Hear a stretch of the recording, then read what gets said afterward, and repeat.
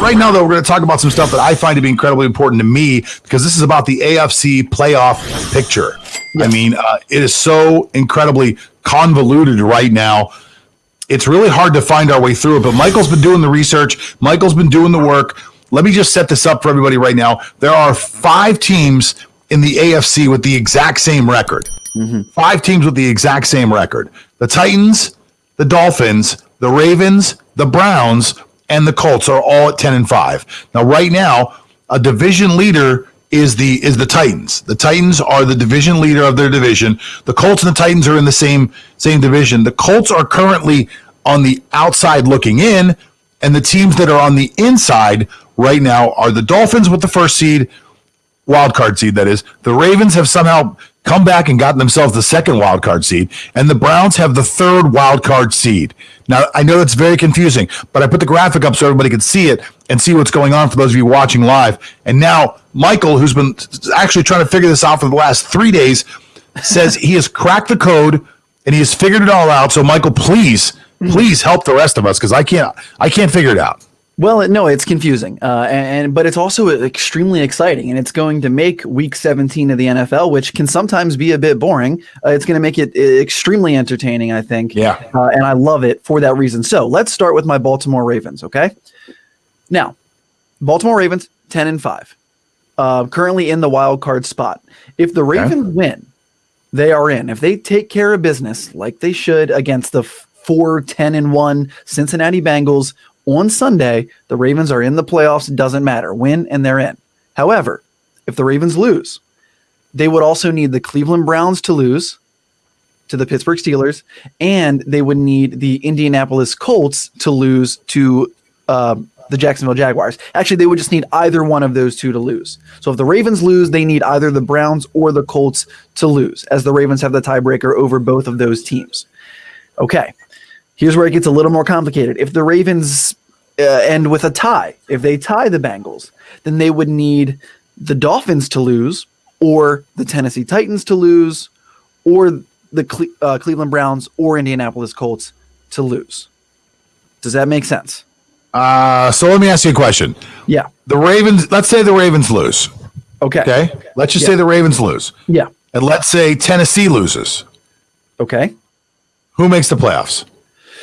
If the Ravens lose and Tennessee loses, that means that, well, it's not that easy because then it would actually depend on what Cleveland, Indianapolis, and who's the other team that's in there?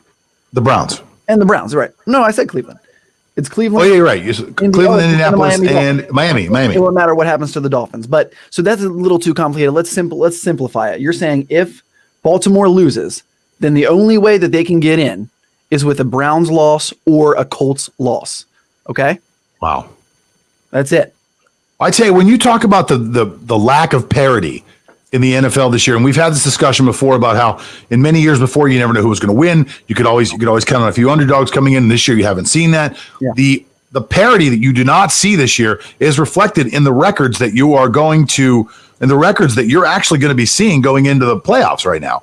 Like, when was the last time you can recall in any division having a team 15-1, 2 teams 13-3, and 3 or 4 teams possibly 11-5, like all making the play?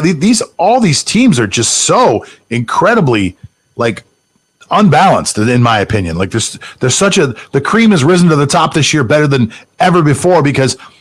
And this is an opinion, but I think COVID has left people in a position where the best coaches have made their way to the top. Your Harbaughs, your Tomlins, those guys were able to somehow get their team ready and able to participate, which is also shocking that the greatest coach of all time, quote unquote, Bill Belichick, was completely unable to get his team ready. So it is a little weird to me.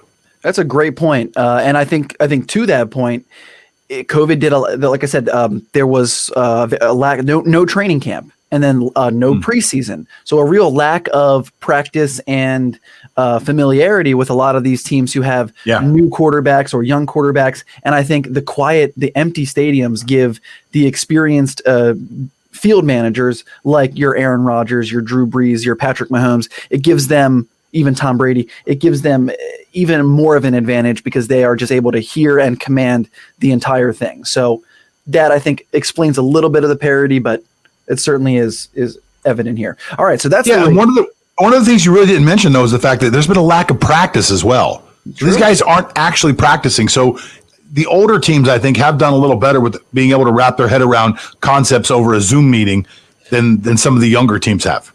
Yeah, absolutely. Great point. So, all right, that takes care of the Baltimore Ravens, right? Does that make sense now, at least a little more?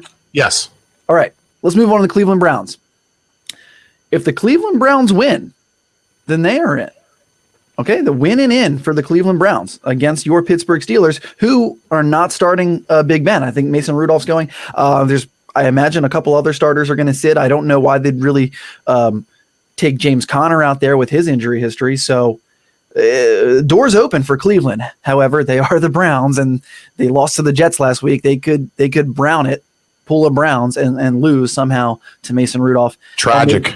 Maybe if Myles Garrett, swings his helmet and knocks Mason Rudolph in. But here's the thing. So Cleveland wins, they're in. All right. Now, if Cleveland loses, they would need the Indianapolis Colts to lose.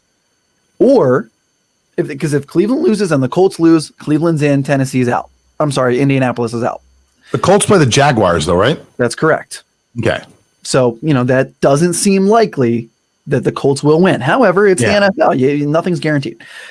If the Cleveland Browns lose and Indianapolis wins, then the Cleveland Browns would need the Tennessee Titans to lose and the Miami Dolphins to win and the Baltimore Ravens to win. Wow.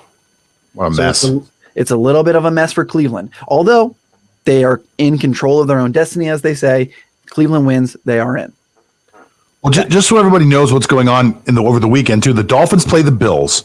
The Bills don't have much to play for, but no, the Bills do have something to play for, right? They have the second seed to play for. Correct? Yeah, technically, they've already clinched their division. They could win the second seed, but the second seed isn't necessarily going to grant them home field advantage unless they were to meet the Pittsburgh Steelers later on. So they have something to play for. We'll see. I don't think they have decided whether they're going to play Josh Allen or Stephon Diggs or they're going to sit their starters. So we'll have to see what they decide here. Right. Pittsburgh is playing the Browns. Pittsburgh has already decided they're not going to play Ben. Right. I don't know who else they're not going to play. Right. The Ravens seem to have an easy path through the Bengals. The Colts seem to have an easy path through the Jaguars. You would think. The Titans, however.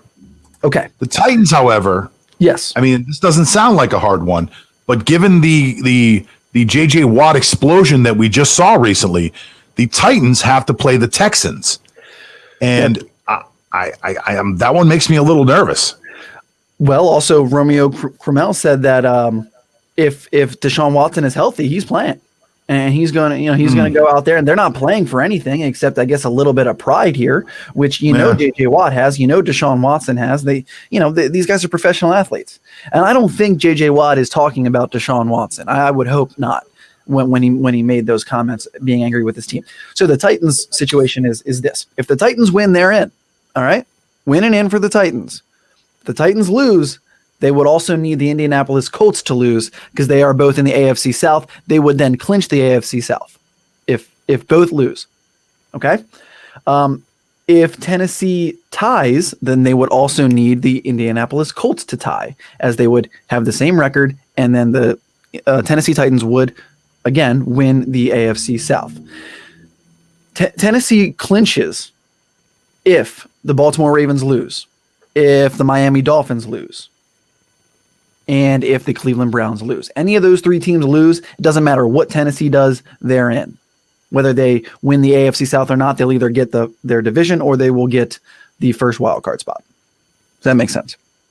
I believe it makes sense. I believe you did a very good job of breaking that down. Ladies and gentlemen, he's usually our fantasy expert. Today we gave him probably the hardest task of the day, trying to figure out this cluster mess. Michael Schussler from What's on Sports. Michael, thank you so much for all the help, buddy. Of course.